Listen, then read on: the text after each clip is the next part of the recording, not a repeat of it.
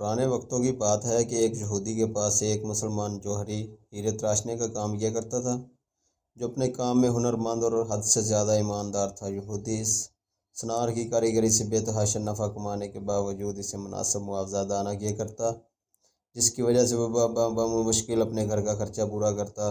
اس طرح کام کرتے کرتے اس نے عمر گزار دی اور وقت گزرتے ہی اس کی بیٹی جوان ہو گئی۔ وہ اپنی قلیل آمدنی میں کچھ بھی جمع نہ کر سکا۔ بیٹی کی شادی کے لیے سنار مسلمان نے یہودی سے کچھ رقم بطور ادار مانگی۔ کروڑ پتی ہونے کے باوجود یہودی نے رقم دینے سے معذرت ظاہر کر دی، جس پر سنار اپنی قسمت کو برا بھلا کہتا ہوا گھر لوٹ آیا۔ رقم ادار نہ ملنے پر بیوی نے سخت ناراضگی اور طعنوں سے اس کا استقبال کیا۔ پریشان حال بیچارہ ساری رات سوچتا رہا کہ بالآخر اب کیا ہوگا۔ دوسرے دن وہ دکان پر کام کے لیے نہ گیا۔ بعد میں یہودی سنار کے بلانے پر جب وہ دکان پر پہنچا تو اس کے ہاتھ میں ایک پوٹلی تھی جو اس نے یہودی کے سامنے کھول کر رکھ دی۔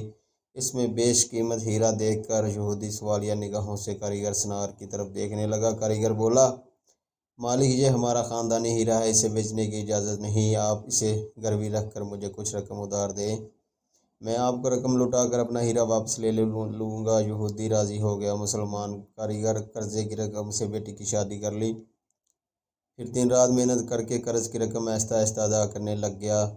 قرض کی آخری قسط ادا کرنے کے بعد مسلمان کاریگر نے اپنے ہیرے کا مطالبہ کیا۔ یہودی نے وہ ہیرا لا کر اس کے سامنے رکھ دیا۔ ہیرا تراشنے والے کاریگر نے ہیرے لے کر پانی میں رکھ دیا۔ دیکھتے ہی دیکھتے ہیرا گل کر ختم ہو گیا۔ ہیرا تراشنے والے کاریگر نے کہا، مالک، یہ مصری ڈلی تھی جسے میں نے اپنے فن سے ہیرے کا اس طرح سے روپ دیا تھا کہ آپ جیسا سنار بھی دھوکہ کھا گیا۔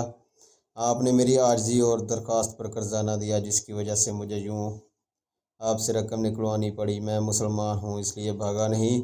اب آپ کی پائی ادا کر کے سرخرو ہو گیا۔ افسوس کہ آپ نے میری قدر نہیں کی، اس لیے ملازمت چھوڑ کر جا رہا ہوں۔